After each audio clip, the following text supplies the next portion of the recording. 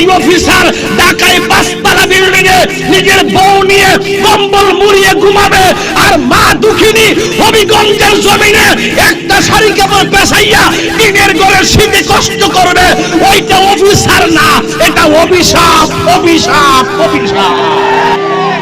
মারে বেজার করতে যাইয়া বউরে খুশি করে যাইতো না, বউরে খুশি করতে যাইয়া মারে বেজার করে যাইতো। কথা কি বুঝতে পারছি? বুদ্ধি করে তোমরা চলতে হইবে। মারে মার বুঝ দিবা, বউরে বউর বুঝ দিবা। কোনদিন মাত্র না রনইব আফন ও আবলুসন, বউ কোনদিন মাত্র না রনইব আফন। বউ তরে ভালোবাসিব, হবিগঞ্জ শাড়ি কিনা দিবি যতক্ষণ।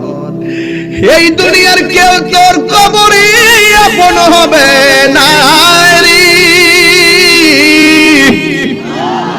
আল্লাহর কসম কেউ আপন না। এই যে বন্ধু দেখতেছো, কেউ তোমার কবরে যাবে না। আমার আল্লাহ বলে তোরা ছিলে মুর্দা, আমি আল্লাহ তোদেরকে জীবন দিছি। জীবন দেওয়ার মালিক যিনি, মরণ দেওয়ার মালিকও তিনি। কাইফা তাকফুরুনা বিল্লাহি ওয়া কুনতুম আমওয়াতান সুম্মা আহইয়াকুম সুম্মা ইউমীতুকুম সুম্মা ইউহয়ীকুম সুম্মা ইলাইহি তুরজাউন।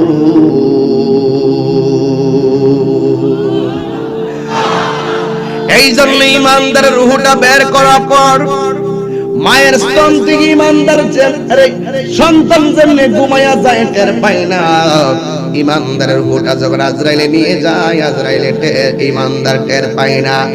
এরপর রূহটার সাদা কাপড়ে বাইন্ডিং কইরা প্রথম আকাশের মধ্যে নেওয়া হয়।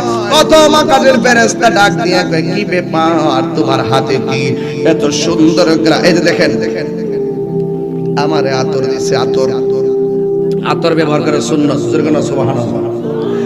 এই আতর এত সুন্দর গ্রান কোথায় থেকে আসে?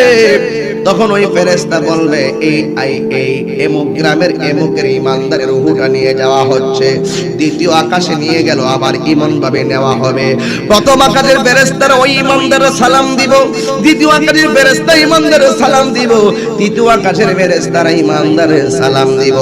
এমন ভাবে আমার আল্লাহ লাশকে ডাক দিয়া বলবে, ও ফেরেশতা, ইমানদারের রূহটারে রাখার জন্য আমি আল্লাহ একটা বাড়ি বানাইছি, ওই জায়গার নাম হইল ইল্লি। ওই জায়গার মধ্যে রূহটা রাখা হবে। আর এই দিক দিয়ে মানিক মিয়ার বডিটারে বাইন্ডিং করার জন্য হবিগঞ্জ, ওই হবিগঞ্জ দোকান থেকে কাপড়ের কাপড় কিনা হলো, তার বডিটার মধ্যে কাপড়ের কাপড় দেওয়া হলো। একদিন আমরা মরতে হবে, মরার পরে কবরে যাব, কবর থেকে আমরা হাসরের ময়দানে উঠবো, ওখানে গিয়ে পাপ পুণ্যের হিসাব আমাদের দিতে হবে। প্রকাশ্যে গুনাহ করি আর গোপনে গুনাহ করি, এই দুইটা জিনিস লেখার জন্য আল্লাহ দুই কাদের মধ্যে দুইজন ফেরেশতা দিয়েছেন। এই ফেরেশতা দুইটার নাম কি? সম্মানিত দুইজন ফেরেশতা। এই যেভাবে আল্লাহ কোরআনে বলছেন, কিরামান কাতিবিনা ইয়ালামুনা মা তাফআলুন।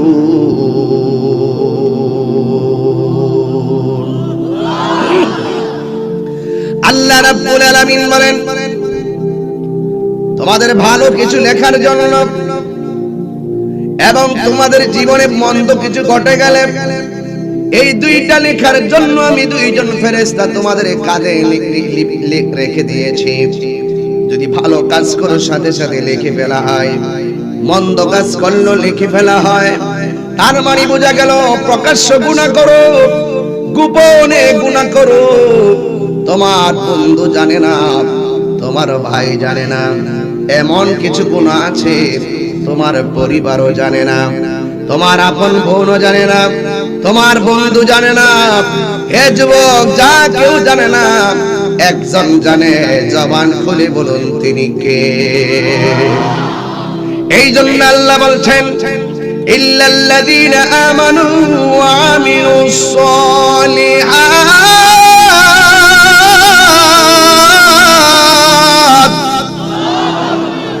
একমাত্র ঈমানদার যারা এবং নেক আমল করে যারা, তারা ছাড়া যত মানুষ আছে সবাই ক্ষতিগ্রস্তের মধ্যে রয়েছে।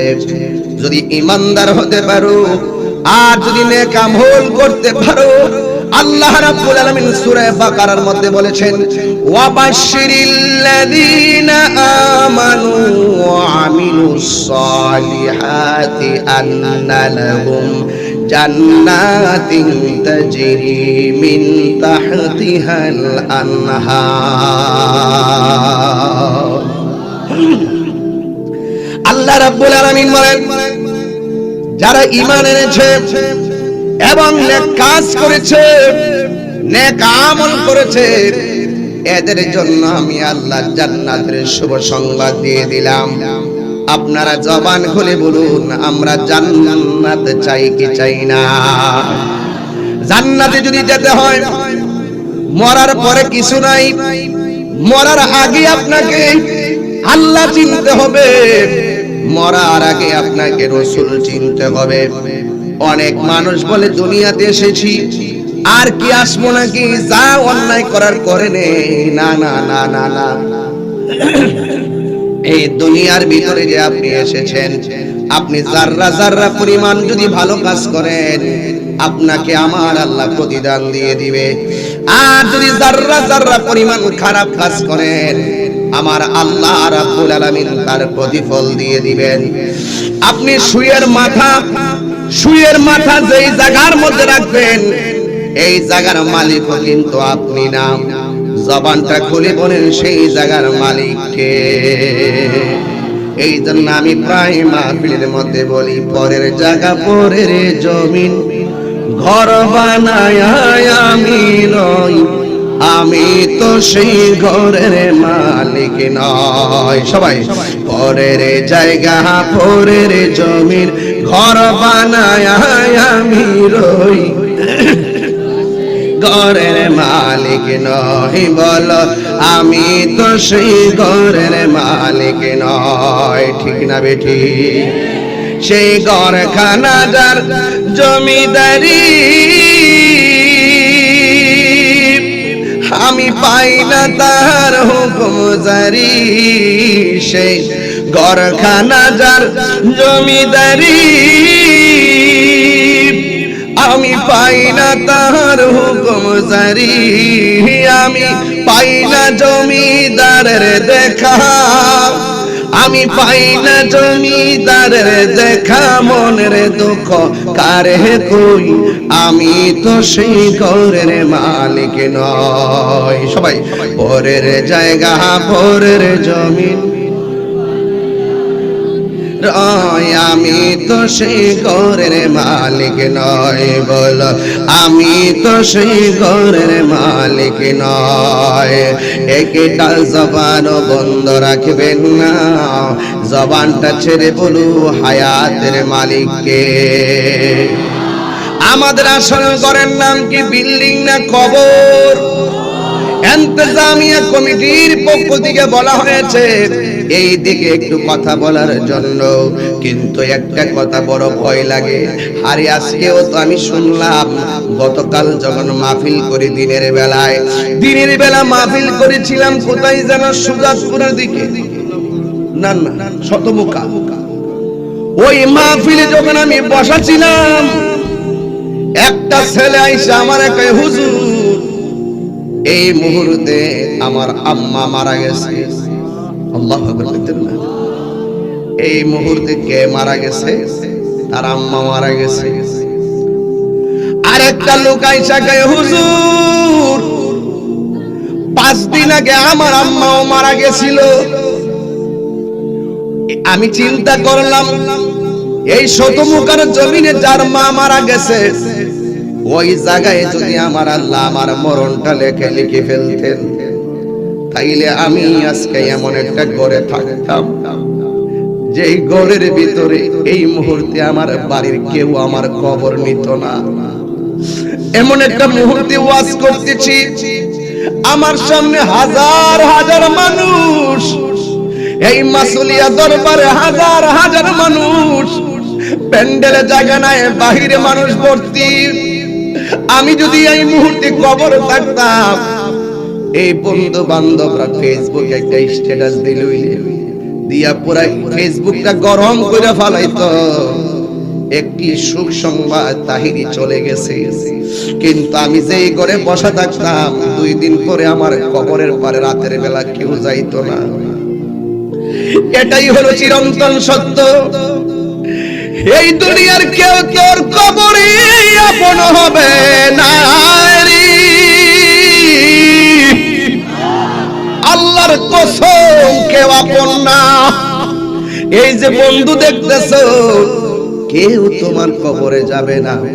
আমার আল্লাহ বলে তোরা ছিলে মুর্দা, আমি আল্লাহ তোদেরকে জীবন দিছি। জীবন দেওয়ার মালিক যিনি, মরণ দেওয়ার মালিকও তিনি।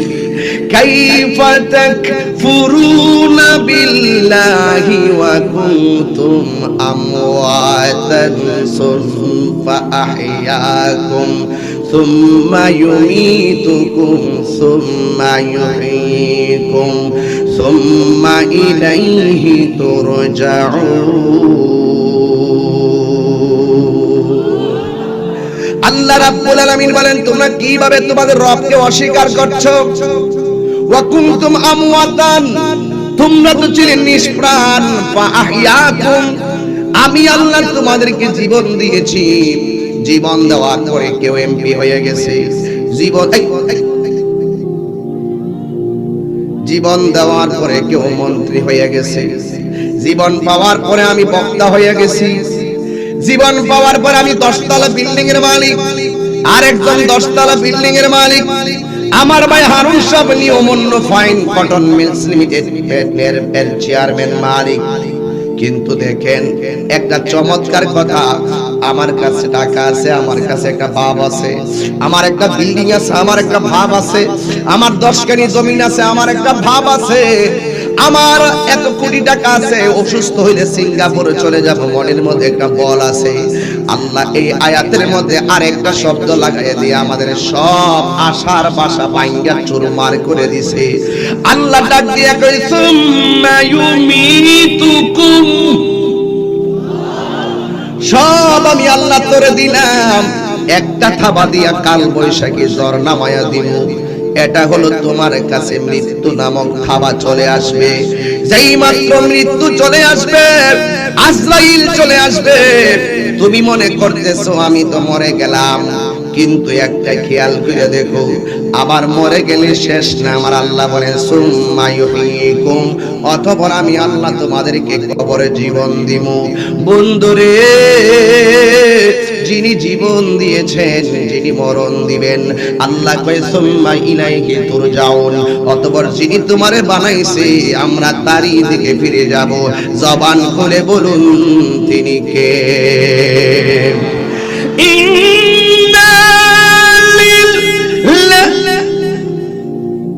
আপনারা উঠেন কে লাগে? এটা কি অভ্যাস? বদ অভ্যাসকে ছাড়তে পারবেন না। এই যে একটা বাড়ির যাওয়ার জন্য পাগল হয়েছে, আসল গড অপেক্ষা করছে তোর লাগিয়া। সাবধান, তেলাওয়াত করলে কি ভালো লাগে না খারাপ লাগে? রাত্র 12টা কি খুব আমার জন্য, এই সুন্নিদের জন্য কি বেশি সময়? আর দরবারের মাহফিল আর কয়েক বছর পরে আমি আজকেও কইয়া যাবো যেন সারা রাত মাহফিল চলে, প্রয়োজনে 10 জন লোক লইলে আমরা শেষে আখিরি মুনাজাত করতে চাই। সারা দরবারের মাহফিল চলে সারা রাত, বহুত দূর থেকে। আজকে দেখলাম যে মৌলভীবাজার থেকে লোক আসছে, মৌলভীবাজার থেকে লোক আসছে। এরা তো এত রাত্রে কিভাবে যাবে, কি যাবে? এই যে হাজার হাজার মানুষ হুজুরে বিশ্ব হুজুরে কইয়া দিয়া যায়, আমাদের এই উরুস সারা রাত চলতে হবে। একটা উরুস হবিগঞ্জ সারা রাত চাই, কথা বলেন ঠিক না বেটি? হবিগঞ্জের একটা উরুস হয় সারা রাত বেবি, কথা কর হবে না? আমি আছি, আমার বাবার আমি ফ্যামিলির সদস্য, ইনশাআল্লাহ। কোন সব আপনারা চাননি? আপনারা চাননি? এর দরকার আছে কিনা বলেন? তাহলে কেমন চান আমি একটু যাচাই করি। আমি এখন তেলাওয়াত করব, আপনারা জবান খুলে আল্লাহরে রাখবেন, পারবেন ইনশাআল্লাহ? তাহলে ডাক দিব ইনশাআল্লাহ। ইন্না লিল্লাহি ওয়া ইন্না ইলাইহি রাজিউন।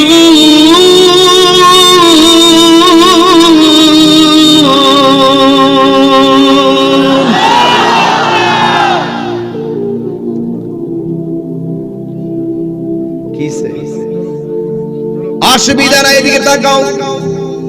কিছু মিস কল আইব, দুনিয়াদারি মিস কল, কিন্তু কোরআনের বয়ান ফালায়া যাওয়া যাবে? কতক্ষণ যাওয়া যাবে? যাওয়া যাবে?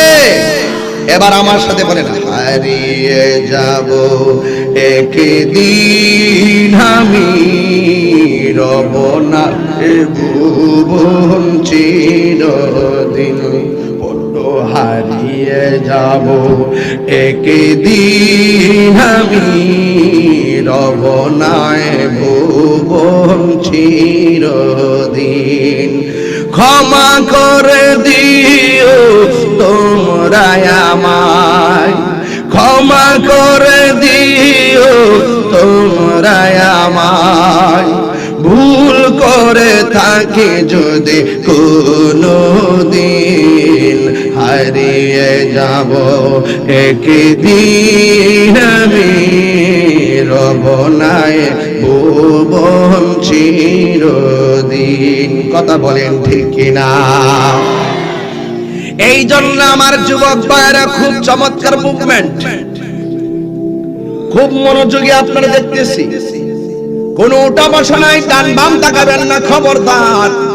কাহার উশৃঙ্খলে আর উস্কানিতে যদি আমার মাহফিলের ব্যাঘাত হয়, কড়াই ঘন্টার হিসাব হবে। কথা বলেন ঠিক না বেঠি? এই জন্য আমরা চলে যাব। এখন জবানটা খুলে বলো হায়াতের মালিককে, আর জবান খুলে বলো হায়াতের মালিককে। এই জন্য যুবক ভাইয়ের আমরা কবরে চলে যাব। আমার আল্লাহ বলেছেন, মিনহা খালাকনাকুম ওয়া ফিহা নুঈদুকুম ওয়া মিনহা নুখরিজুকুম তারাতান উখরা। আল্লাহু আকবার। ওই কবরে চলে গেলে আর আসা যাবে না।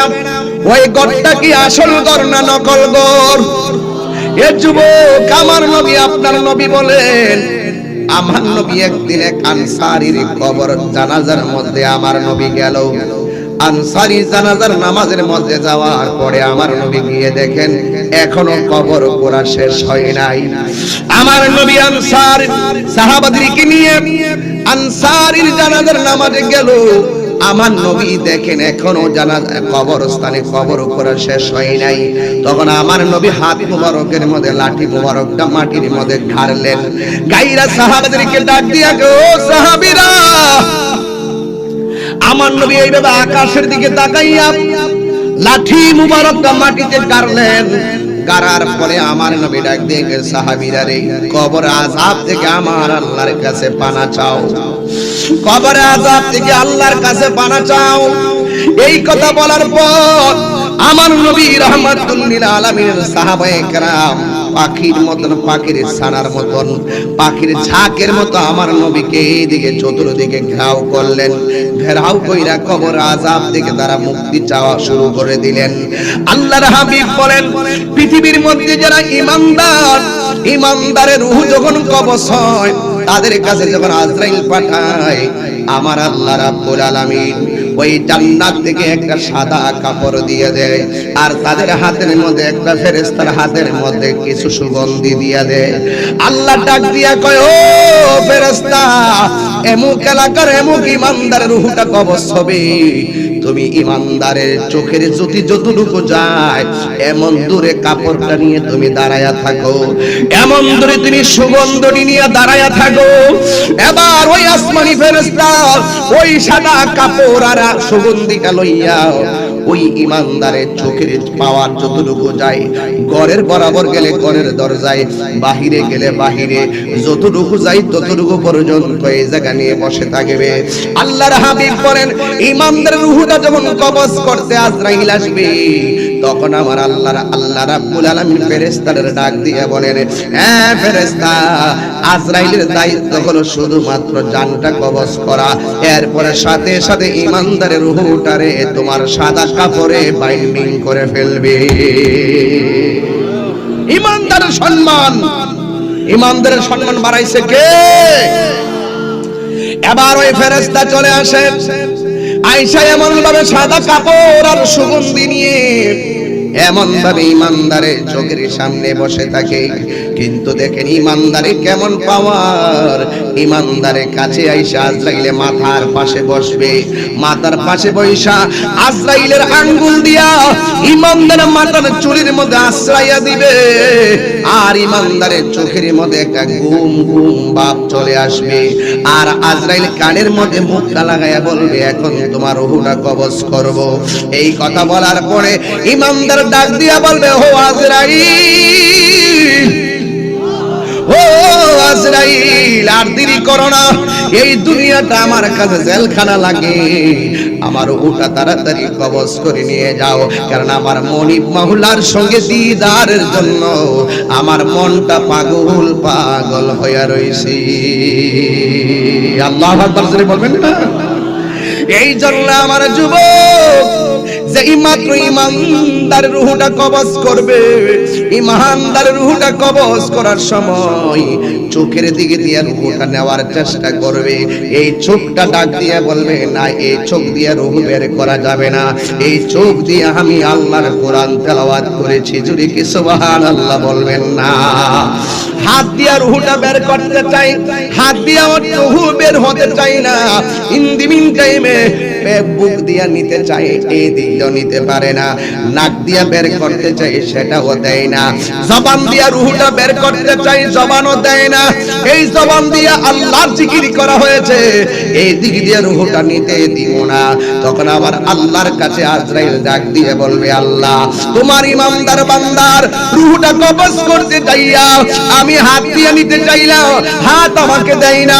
চোখ দিয়ে বের করতে চাইলাম, চোখ দেয় না। কান দিয়ে বের করতে চাইলাম, কান দেয় না। জবান দিয়ে বের করতে চাইলাম, আর জবানও দেয় না। আমার আল্লাহ ডাক দিয়ে কয়, আজরাইল,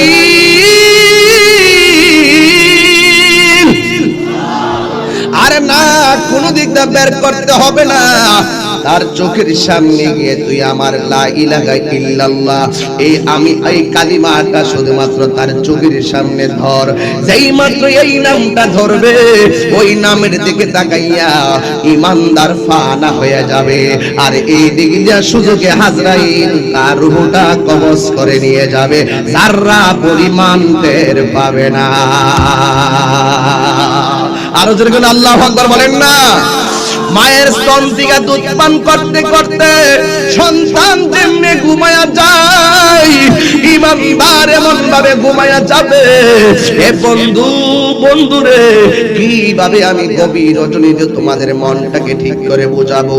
এই বাড়িতে বিছানায় যাওয়ার জন্য পাগল হয়ে গেছো, বন্ধুর ফোন ধরার জন্য পাগল হয়ে গেছো, বন্ধুর সঙ্গে আড্ডা মারার জন্য পাগল হয়ে গেছো।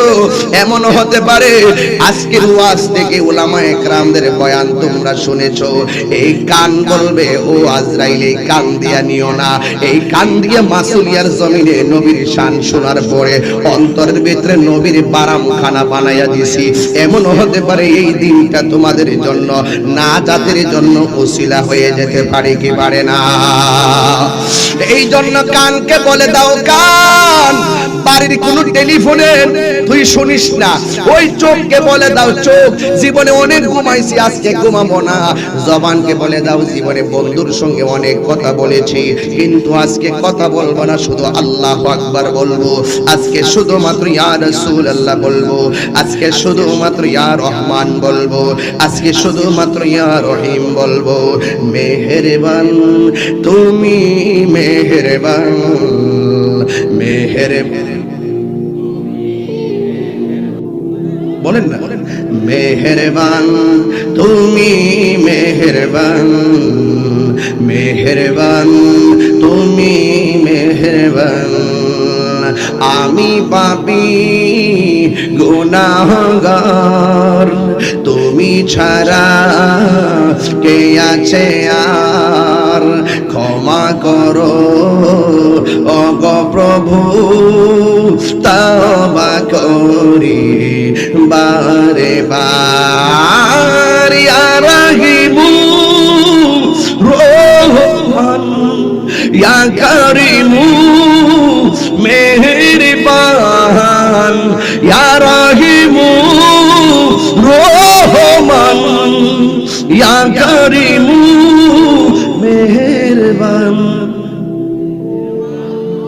তুমি মেহেরবান, মেহেরবান তুমি মেহেরবান, মেহেরবান তুমি মেহেরবান, মেহেরবান তুমি মেহেরবান। ও জেনে না জেনে হাজার পাপের সাগরে ডুব দিয়েছি, পথ হারিয়ে ভুলে, বুঝে না বুঝে হাজার পাপের সাগরে ডুব দিয়েছি, পথ হারিয়ে ভুলে। নিজের প্রতি নিজের সকাল বিকাল সাজেন, নিজের প্রতি নিজের সকাল বিকাল সাজেন, জুলুম করেছি বারবার। ইয়া রাহিমু রহমান, ইয়া করিমু মেহেরবান, ইয়া রাহিমু রহমান, ইয়া করিমু মেহেরবান, মেহেরবান মেহেরবান তুমি মেহেরবান। এতগুলো মানুষ আওয়াজ বড় হবে। মেহেরবান, মেহেরবান তুমি মেহেরবান। আমি পাপী গুনাহগার, তুমি ছাড়া কে আছে আর? ক্ষমা করো ও গো প্রভু, তওবা করি বারে বার। ইয়া রাহিমু ইয়া করিমু মেহেরবান, ইয়া রাহিমু রহমান, ইয়া করিমু মেহেরবান, মেহেরবান তুমি মেহেরবান, মেহেরবান তুমি মেহেরবান। কত পুরস্কার পাইছি আজকে, গজল গায়ে একটা তসবিহ পাইছি, আর একটা আতর পাইছি। এই আতরের ওয়াজই চলতেছে। ইয়া রাসূলুল্লাহ সুবহানাল্লাহ, মাশাআল্লাহ। আরেকটা পাইছি, এই সুগন্ধির ওয়াজই চলতেছে। এই বাবা পাঞ্জাবি, এই পাঞ্জাবি বাবা, আপনি কোথায় যাচ্ছেন? এক আঙ্গুল দেন, এক এখন চান একটু আমাকে ইশারা দিয়ে। আমি বিপদে পড়ে যাই, কারণ অনেক সময় আমি এটা পারি না। ওয়াজ থেকে উঠলে আমার কাছে কেমন কেন লাগে। আরে ওয়াজ যদি না বসে হাতে বসবো কই, সিনেমা হলো বইব? কথা কর না কেন, ঠিক না বে ঠিক? এই জন্য ওয়াজ থেকে উঠলে মনের জন্য এই জায়গা যদি আর ভালো না লাগে তাহলে ভালো লাগবে কোনটা? তবে তার এক নম্বর অসুবিধা নাই। এটাও পার্ট অফ ওয়াজ, এটা ওয়াজের একটা অংশ। পবিত্রতা অর্জন করা, আত্মহুরু সাত্রুল ঈমান। ঠিক আছে, ভালো করে লীলাগুলো ব্যবহার করিও, কারণ কবরের আযাবের কথা আসতেছে। লীলাগুলো ব্যবহার না করলে কি হইব? এই যে ফুলহান তোরা যেন সেন্ডা কইলা হারিয়া মুক্তাদেশ। একটা কথা মনে রাখিস, আমার দেশের মধ্যে কিছু হোটেল আছে, ওই হাইওয়ে হোটেল আছে, এগুলোর মধ্যে বৈশা প্রস্রাব করার কোনো জায়গা নাই। তো খারিয়া বলে প্রস্রাব জুতা মারি, বৈশা জায়গা নাই মানে বৈশা জায়গা করস না কি লাগা? যেই হোটেলের মধ্যে বসে প্রস্রাব করার কোনো জায়গা নাই, ওই হোটেলে যাবেন না, যাবেন না, যাবেন না। ঠিক কি না বলুন? বাবা শাহজালালের দেশে ভদ্রতা থাকতে হবে। কথা বলেন ঠিক না বেঠি? খুব খারাপ লাগে মানুষের কালচার কি হয়ে যাচ্ছে, মানুষের কালচার কি হয়ে যাচ্ছে দেখেন তো দেখি। আজকে হাসি খুশিতে কয় নামাজ যেহেতু পড়ি না, প্রস্রাব করে পানি নেওয়ার দরকারটা কি? কুরআন শরীফ যেহেতু ধরি না, প্রস্রাব করে পানি নেওয়ার দরকার কি? অথচ দেখা যাচ্ছে কবরের ভিতরে ম্যাক্সিমাম দুইটা কারণে আযাব হইব। একটা হইল প্রস্রাব করে পবিত্রতা অর্জন না করার কারণে, আরেকটা হলো চুগুলখুর। আসেনি রে মুনাফিকটি, আসেনি? তাহিরি আইবার আগে দোকানে বইয়া কইও যাইতা না ও নাসুন্না ডাইতাছে নাসুন্না ডাইছি ওই আগের কথাই কলা ওই আমার বাইরে কইছি আরে আপনি পুরা ভাইরাল রে সব রেকর্ডিং করছে ত্রিপুরা ভান যা আরুন ভাইয়ার আমি একসাথে অসুবিধা আমরা কলিজার টুকরা তবে এই জায়গায় এখানে আমার মাদ্রাসা একটা করতে কথা কোন ঠিক নিও আরুন ভাইয়ের জন্য পাইছে আমার মাদ্রাসা আর হইতে অসুবিধা নেই আজকে এমপি সাহেবের ফাইলে আজকে মাদ্রাসা করে নিলাম কারণ আমি সারলাম নইলে আজকে এমপি মহোদয়কে কারণ ওনার মন অনেক উজাড় কথা বলেন ঠিক কিনা উনি যা বলে তা করে কথা কোন ঠিক কিনা বলেন উনি প্রতিষ্ঠানের জন্য শিক্ষার জন্য একটা আলাদা দরদ আছে কথা বলেন ঠিক কিনা বলেন সব দরদ মাখা মন নিয়ে বলছি আমার হারুন ভাই এখানে আছে আমি একটা মেসেজ দিয়ে রাখি কিচ্ছু চাইতাম না আমিও এটার মধ্যে আছি ওই আমাদের মাদ্রাসার ভবন জায়গাটা আছে জায়গা নাকি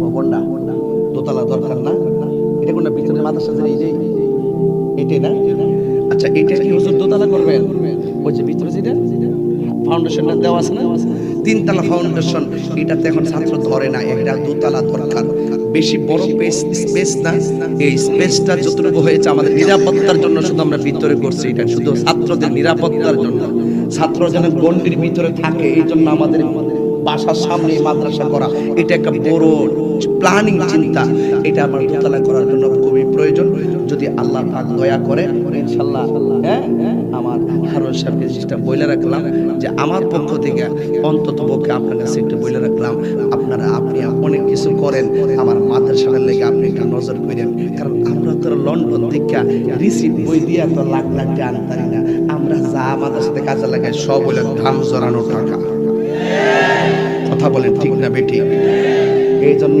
আপনি আমাদের মাদ্রাসার দিকে একটু খেয়াল রাখেন আল্লাহ যেন আপনারা দিছে আল্লাহ যেন আরো দেন কি দোয়া করেন না গেলে আমিন করেন না গেলে আরো জোরে কোন আমিন আল্লাহ কবুল করুন আমিন কান তো একটু আগে যে গজলটা গাইছি এই গজলটা থেকে আপনারা রাগ করছেন তো আপনারা যে মিললে যে গাইলেন না আমি খুব কষ্ট পাইছি আপনারা তো ইচ্ছা করলে আরো জোরে গাইতে পারতেন মেহেরবান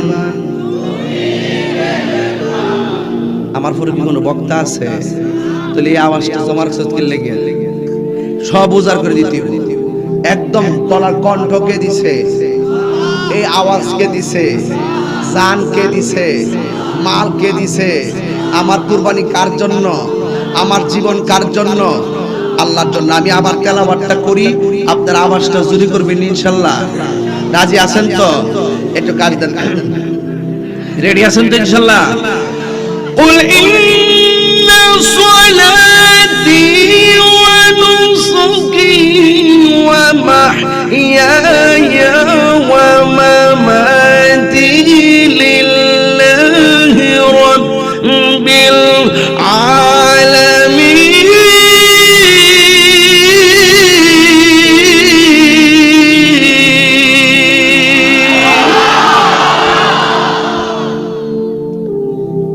এখন তোমরা সবাই ডানে বামে ছায়া দাও কেডা ঘুমা কেউ আছে তাইলে ইনশাআল্লাহ আজকে জিকির হইতো নি আজকে আমি নিয়ত করেছি বাবা তয়ব শাহ নামের উপরে জিকির চলবে কথা কোন ঠিক না বেটি তয়ব শাহ শান চলবে আর মনিবের জিকির চলবে রাজি আছেন তো সবাই তবে যে উঠবো হেরে চাতাতে ধরবেন আর মুরব্বিরা উঠলে আক্কায় বাইতে দিয়েবেন কোন মুরব্বিরা ধরে না সাবধান আর পোলাপান উঠলে ঠাস করে ধরবে রাজি আছেন সবাই সবাই মোহাম্মদ এখন আল্লাহু আকবার হারুন ভাই একটা কথা শুনেন রাত 1-2টার সময় ওয়াজ করলে কিছু ডাইনে বামে যাওয়ার লাগে নাইলে পোলাপানের মন ঠিক থাকে না এই জন্য জবানটা খুলে আমার আল্লাহরে ডাক দিয়া বলেন আল্লাহু আকবার এই জন্য ইমানদারের রূহটা বের করার পর মায়ের স্তন থেকে ইমানদার সন্তান যেমনি ঘুমায়া যায় টের পায় না ইমানদারের রূহটা যখন আজরাইলে নিয়ে যায় আজরাইলে ইমানদার টের পায় না এরপরে রূহটার সাদা কাপড়ে বাইন্ডিং কইরা প্রথম আকাশের মধ্যে নেওয়া হয় প্রথম আকাশের ফেরেশতা ডাক দিয়ে কয় কি ব্যাপার তোমার হাতে কি এত সুন্দর এই যে দেখেন আমারে আতর দিছে, আতর ব্যবহার করে সুন্নাত, সুবহানাল্লাহ। এই আতর এত সুন্দর গান কোথায় থেকে আসে? তখন ওই ফেরেশতা বলবে এই এমুক গ্রামের এমুকের ইমানদারের রূহটা নিয়ে যাওয়া হচ্ছে, দ্বিতীয় আকাশে নিয়ে গেল, আবার ইমান ভাবে নেওয়া হবে। প্রথম আকাশের ফেরেশতারা ওই ইমানদারের সালাম দিব, দ্বিতীয় আকাশের ফেরেশতা ইমানদারের সালাম দিব, তৃতীয় আকাশের ফেরেশতারা ইমানদারের সালাম দিব। এমন ভাবে আমার আল্লাহ লাশকে ডাক দিয়া বলবে, ও ফেরেশতা, ইমানদারের রূহটারে রাখার জন্য আমি আল্লাহ একটা বাড়ি বানাইছি, ওই জায়গার নাম হইল ইল্লি। ওই জায়গার মধ্যে রূহটা রাখা হবে। আর এই দিক দিয়ে মানিক মিয়ার বডিটারে বাইন্ডিং করার জন্য হবিগঞ্জ, ওই হবিগঞ্জ দোকান থেকে কাপড়ের কাপড় কিনা হলো, তার বডিটার মধ্যে কাপড়ের কাপড় দেওয়া হলো। এই বডিটার মধ্যে বাইন্ডিং কইরা কাদের মধ্যে বহন কইরা জানাজার ময়দানে নেওয়া হলো। আজকেও তো মাহফিলে আমি দেখলাম আপনারা মাইক দিয়া বলছেন পীর সাহেব হুজুরের আগমন শুভেচ্ছা স্বাগতম, তাহিরি সাহেবের আগমন শুভেচ্ছা স্বাগতম, হারুন সাহেবের আগমন শুভেচ্ছা স্বাগতম। আজকে আমি তাহিরি যদি এই মুহূর্তে মারা যায়, কেউ বলবে না তাহিরি সাহেবরে গাড়ির ভিতরে ঢুকাইয়া বাড়িতে পাঠায়, সবাই বলবে লাশটারে লাশবাহী গাড়ির মধ্যে ঢুকাইয়া বাড়িতে পাঠায়। আরে বাবা, গাড়ির নাম ওই লাশবাহী গাড়ি, আমার বাড়িতে নিয়ে যাবে, ওই লাশের চাটিটা বিছা, লাশের জন্য কাফনের কাপড় আন, লাশের পানিটা গরম কর, লাশের জন্য খাটটা নিয়ে আয়, ওই লাশটারে কান্দের মধ্যে লয়। আবার মুয়াজ্জিন মাইক দিয়া বলবে, ইমাম সাহেব মাইক দিয়া বলবে, মরহুমের লাশ জানাজার ময়দানে এসেছে। এর বাবা, একদিন আগে আমি তাহিরি সাহেব এবার আমাকে স্লোগান দিয়ে দিয়ে বরণ করলেন, আমার ভিতর থেকে রূহটা যাওয়ার সাথে সাথে আমারে ঘরেও কল্লাস, আমারে বাইরেও কল্লাস, আমারে জানাজার ময়দানেও কল্লাস। কারণটা কি? তার মানে বোঝা গেল যতদিন আমার ভিতরে প্রাণ পাখি থাকবে ততদিন আমি সাপ, প্রাণ পাখিটা চলে গেলে আমাকে সবাই বলে লাশ। কবরের পারে গেলে ওই লাশটারে কবরে নামা। গত 3 দিন 4 দিন আগে ওই একটা মানুষের আম্মার জানাজার নামাজে আমি ছিলাম, ওই মানুষটার মারে কবরে নামাইছে। আমি তখন কবরে পারে দাঁড়ায় রইছি, আমি দেখলাম 2টা সন্তান কবরে নামছে, মার লাশটারে কবরে নামাইতাছি, আর উপরে আরেকটা ছেলে লাশটারে নামাইতাছি। আমি তাকায়া দেখলাম সন্তান যদি মারে কবর দেয়, সন্তান তখন কি করে একটু দেখা ফালাই। তখন আমি চুপচাপ দাঁড়ায় রইলাম, আমার চোখের পানিগুলা পড়তেছে, কারণ ওই লোকটা দাঁড়ায়া দাঁড়ায়া একটা একটা বাঁশ দেয়, তার হাতটা তরতর করে কাঁপে, একটা একটা বাঁশ দেয় আর তরতর করে কাঁপে, চোখের পানি ফালাইয়া ফালাইয়া কান্দে গো। এই মায়ার বাঁধন ছিন্ন করে মা দুঃখিনী কবরে চলে গেছে। আমিও যদি কবরে চলে যাই, ইমানদার বডিটার মধ্যে সাদা কাফন দিয়া বাইন্ডিং কইরা কবরস্থানে নিয়ে যাবে। আল্লাহ ডাক দিয়া বলবে, ও ফেরেশতা, আমার ইমানদারটারে কবরে দেওয়া হবে, একটু পরে তার ইন্টারভিউ হবে, ইন দি মিন টাইমে তার বডির ভিতরে রূহটারে দিয়ে দে। এবার রূহটারে দিয়ে দেওয়া হবে। এবার কবরের ভিতরে যখন নামাইয়া চাটি দিয়ে পাটি দিয়ে মাটি দিয়ে চলে আসবে, মাটি দেওয়ার সময়, কবরে নামানোর সময়, লাশকে নামানোর সময় আমরা বলি বিসমিল্লাহি ওয়া আলা মিল্লাতি রাসূলিল্লাহ। সারা জীবন নবীর বিরুদ্ধে কথা কইলি, আর লাশটারে নামানোর সময় কস বিসমিল্লাহি ওয়া আলা মিল্লাতি রাসূলিল্লাহ। নবী ছাড়া দেওয়ার কোনো উপায় থাকে না রে বাবা। আবার কবরে লাশটা দেওয়ার পরে মাটি দেওয়ার সময় মিনহা খলাকনাকুম, এইভাবে মাটি দিলাম, ওয়া ফিহা নুঈদুকুম, এরপরে এই দ্বিতীয় মুষ্টি মাটি দিলাম, ওয়া মিনহা নুখরিজুকুম তারাতান উখরা। এমন ভাবে তোমাকে আমি মাটি দিয়ে বিদায় করে দিলাম। এবার 40 কদম হাঁটিয়া যখন তারা চলে আসবে রে বাবা, ও বন্ধুরে, ও বাবা, কবরে লাশটা শোয়া যখন আপনজনরা চলে আসে, তার ভিতরে রূহটা দেয়, আর আপনজনদের পায়ের আওয়াজ তারা কবর থেকে শুনতে পায়। ইন দি মিন টাইমে কিচ্ছু করার নাই, ওই কবরটা ইমানদার কবরে দেওয়ার পরে যখন রূহটা দিবে, এবার ইমানদারের রূহটা দেওয়ার পরে কবরে একদম সজাগ, আর ওই দিক দিয়ে দুইজন ফেরেশতা যাদের হাতের নখগুলো অনেক বড় বড় কবরের মধ্যে খটখটানি শুরু করবে। এমন ভাবে কবর ঢুকবে, ইমানদারদের সঙ্গে ভালো ব্যবহার করবে, আর বেঈমানরা কবরে অস্থির হয়ে যাবে।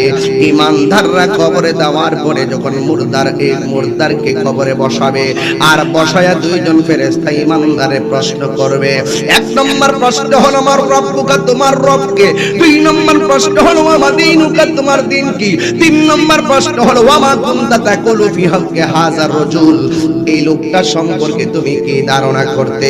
ইমানদার যারা তিনটা প্রশ্নের উত্তর দিয়ে দেওয়া হবে। আমার আল্লাহর ওই ফেরেশতারা ইমানদার ডাক দিয়ে বলবে, হে ইমানদার তোমার সামনে তাকাও। তিনটা প্রশ্নের উত্তর যখন দিবে, ইমানদার বলবে তোমার সামনে তাকাও। ইমানদার সামনে তাকাবে, সামনে তাকায়া দেখবে এমন ভাবে জাহান্নামের আগুন ধাউ ধাউ করে জ্বলতেছে, শুধুমাত্র আযাব আর আযাব। ইমানদার বলবে এই দিকে তাকায়া দেখবে এমন ভাবে জাহান্নামের আগুন ধাউ ধাউ করে উঠতেছে।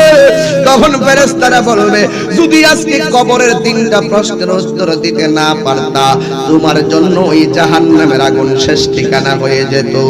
ও বন্ধুরে, আমার আল্লাহ ডাক দিয়ে বললে ও ফেরেশতারা, আমার ইমানদারের জন্য তোরা ইমানদারের নিচে একটা গালিচা বিছায়া দে, ইমানদারের নিচে একটা জান্নাতি বিছানা বিছায়া দিবে। ইমানদার জান্নাতি বিছানায় শুয়ে যাবে, আর এই দিক দিয়ে ইমানদার যেই মাত্র ডান কাত হবে, ডান কাত হওয়ার পরে দেখবে এমন সুন্দর একটা নূরের আলো দেখা যায়। ইমানদার বলবে এই আলোটা কোথায় থেকে আসে? তুমি কে? আমার ডানে মাটি, আমার বামে মাটি, আমার সামনে মাটি, তুমি কে? তখন ওই নূরের আলো বলবে আমার চিনো না, আমি হইলাম তোমার দুনিয়ার সকল নেক আমল। আমার আল্লাহ তোমার কবরে আলো দিয়ে ওই নেক আমলগুলোকে আলো বানায়া পাঠাইছে তোমার কবরের অন্ধকার দূর করে দেওয়ার জন্য। ইমানদার আশার বাণী শুই না আবার বাম কাত হবে। বাম কাত হওয়ার পরে আবার দেখবে এত সুন্দর একটা আলো কবরের ভিতরে ডান পাশ দিয়ে বাম পাশ দিয়ে তারা আলো দিতেছে। এবার ইমানদার ডাক দিয়ে বলবে তুমি কে? ওই আলো ডাক দিয়ে বলবে আমার চিনো না, আমি দুনিয়ার চাঁদের আলো না, আমি দুনিয়ার সূর্যের আলো না, আমি হইলাম তোমার দুনিয়ার কোরআন তেলাওয়াত। আল্লাহু আকবার বলেন। এরপর ইমানদার ওই কবরের ভিতরে চিরদিনের জন্য ঘুমায়া যাবে। এমন ঘুমাবে ওই যে ইসরাফিল আলাইহিস সালাম সিংহে ফু দেওয়ার আগ পর্যন্ত ঘুমায়া থাকবে। এই জন্য আজকের মাহফিলে মা বোনরা আসছে কি আসে নাই? আসেন অনেকেই। মা বোনরা বাড়ি করে যদি থাকেন, মা আপনারে বইলা দিয়া যায়, আমার কথাটা গভীর মনোযোগ দিয়ে শুনেন। যদি আপনি প্রশ্নের উত্তর দিতে না পারেন, তাহলে কবরের ভিতরে গেলে তিনটা প্রশ্নের উত্তর দিতে না পারলে আমার নবী বলেন বেঈমানের কবরে তিনটা শাস্তি বড় ভয়ঙ্কর। এর মধ্যে একটা শাস্তি হলো কবরের ডান পাশের মাটিগুলো এক প্রান্তে যাবে, বাম পাশের মাটিগুলো আরেক প্রান্তে যাবে। যাইয়া দুই পাশের মাটিগুলো এমন ভাবে তারে চাপা মারবো, ও আমার বাবারা।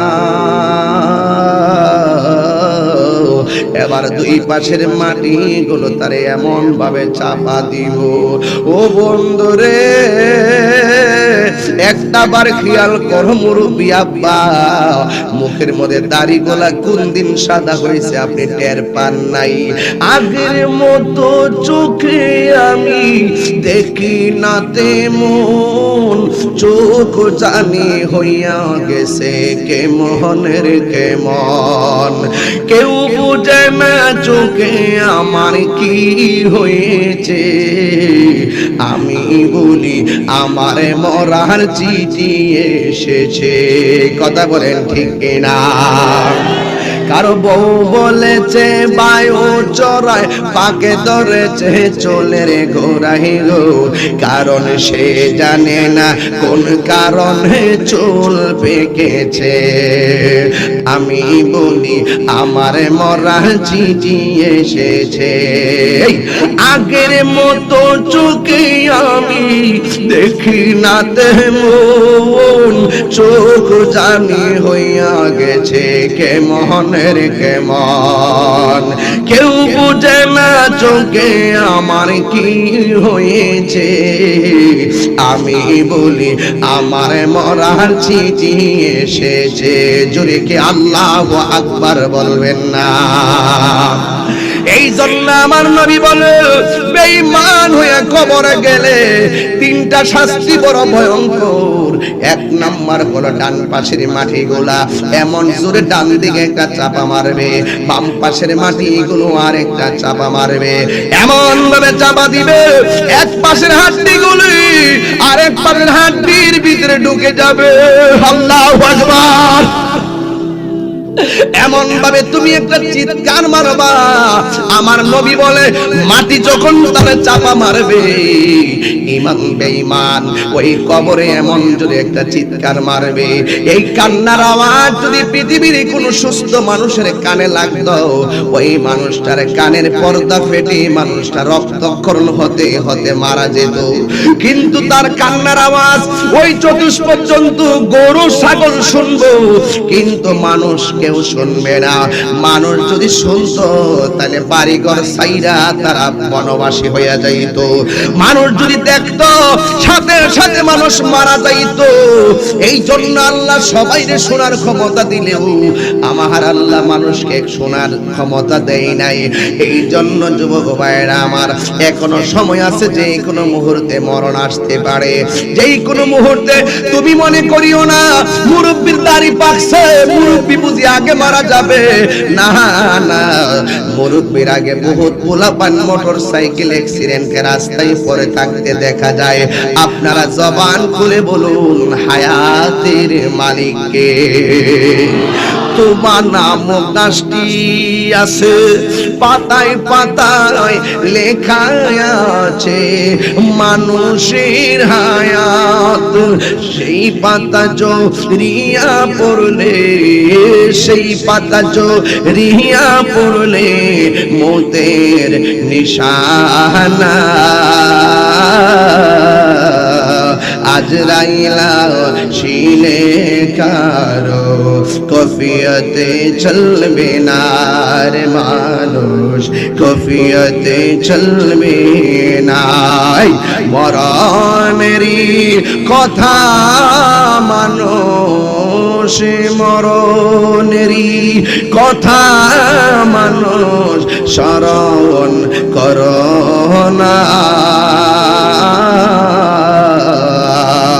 আজরাইলা শিলে কারো কফিয়তে চলবে না রে মানুষ, কফিয়তে চলবে না। এই আসল কথা বলবো, সে যে নামে আজরাইল সঠিক সময় মাসুলিয়া তোমার ঘরে হইবে দাখিল, ঠিক কিনা বলো? সে যে নামে আজরাইল সঠিক সময় হবিগঞ্জ তোমার ঘরে হইবে দাখিল। কত কাকুতি মিনতি করবে তুমি, কত কাকুতি মিনতি করবে তুমি, রেহাই পাবে না। আজরাইলা শিলে কারো কফিয়তে চলবে না রে মানুষ, কফিয়তে চলবে না। মরণেরই কথা মানুষ, মরণেরই কথা মানুষ স্মরণ করো না। আজরাইলা শিলে কারো কফিয়তে চলবে না রে মানুষ, কফিয়তে চলবে না। ঠিক কিনা বলেন?